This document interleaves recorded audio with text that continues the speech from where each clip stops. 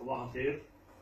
هي طريقة تحويل البنزين لغاز، طريقة سهلة بس في نفس الوقت بده يكون اللي بده يشتغلها بده يكون حرفي، لأنه عندنا قنينة ضغط، ساعة ضغط وبلف نوصلهم بطريقة صحيحة.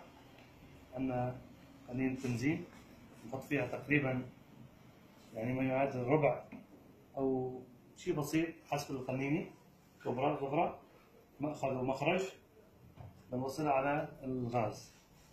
يفضل انه هذا الصمام يظل مفتوح، هذا السكر، عشان يصير عندنا ضغط هون، والضغط اللي بده يطلع من هون بده يتوزع على الطريقة هاي.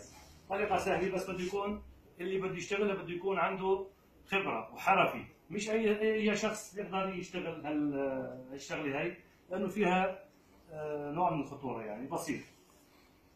بنجربها.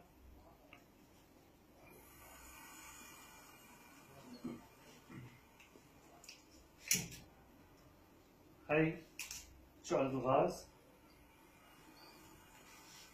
شغلة سهلة بسيطة بس فيها نوع من الخطورة بقدر معين، لازم اللي يشتغلها يكون عنده دراية بهالأمور ويكون حرفي. وهي ساعة الضغط وهي الساعة،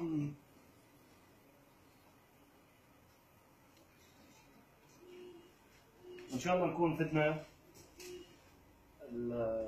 الناس بهذا الموضوع. يعطيكم العافية.